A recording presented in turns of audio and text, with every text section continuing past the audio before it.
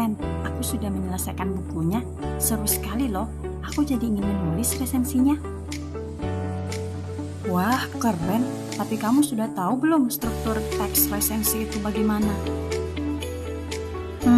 Belum terlalu paham sih. Aku cuma ingin menceritakan isi bukunya saja. Tidak cukup hanya menceritakan isi, Ren. Resensi itu harus punya struktur supaya jelas dan menarik. Oh ya, memangnya seperti apa?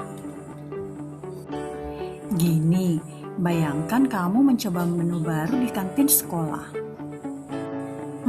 Maksudnya? Misalnya, aku coba makanan baru di kantin. Pertama, aku pasti kasih tahu nama makanannya kan. Aku jelaskan sedikit tentang rasanya, gimana cara makannya, apa kekurangan dan kelebihannya.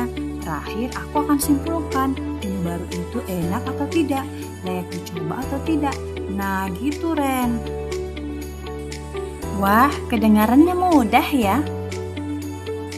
Iya, semudah kita bernafas. Hehehe. Yuk kita belajar struktur resensi di kelas bukinan. Oke.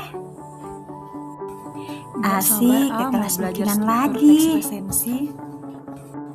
Assalamualaikum. Hai anak-anak hebat. Selamat datang di kelas Bahasa Indonesia, kelas bukinan.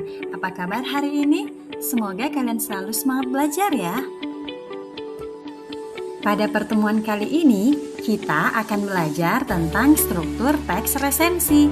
Kalian akan memahami bagaimana cara menyusun ulasan sebuah karya dengan baik dan benar. Yuk, kita mulai pembelajarannya. Adapun struktur teks resensi itu, yang pertama adalah identitas.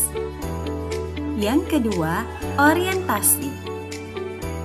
Yang ketiga, sinopsis. Yang keempat, analisis atau evaluasi. Yang kelima, simpulan atau rekomendasi.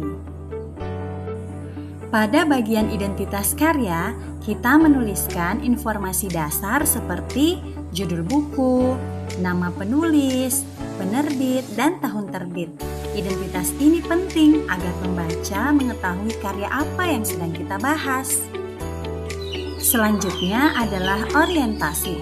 Orientasi berisi gambaran umum tentang karya. Di sini kita bisa memperkenalkan isi secara singkat atau latar belakang karya tersebut, sehingga pembaca memiliki bayangan awal. Berikutnya adalah sinopsis. Sinopsis merupakan ringkasan isi cerita yang disajikan secara singkat dan jelas. Namun ingat, jangan menceritakan seluruh isi cerita secara detail, cukup bagian pentingnya saja.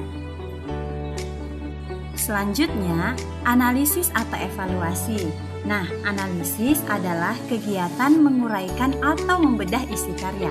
Kalian bisa memperhatikan bagaimana alur cerita, bagaimana karakter tokohnya, bagaimana gaya bahasa yang digunakan, atau pesan apa yang ingin disampaikan oleh penulis. Evaluasi berarti memberikan penilaian terhadap hasil analisis tersebut. Di sini kalian menyampaikan pendapat, apakah karya itu menarik, membosankan, bagus, atau masih memiliki kekurangan. Dan yang terakhir adalah simpulan.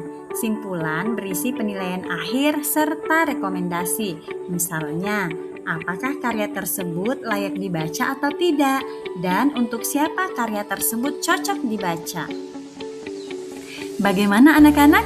Semoga kalian dapat memahami struktur teks tersebut ya. Untuk mengetahui pemahaman kalian tentang struktur teks resensi, jangan lupa kerjakan asesmen formatif pada aplikasi berikut.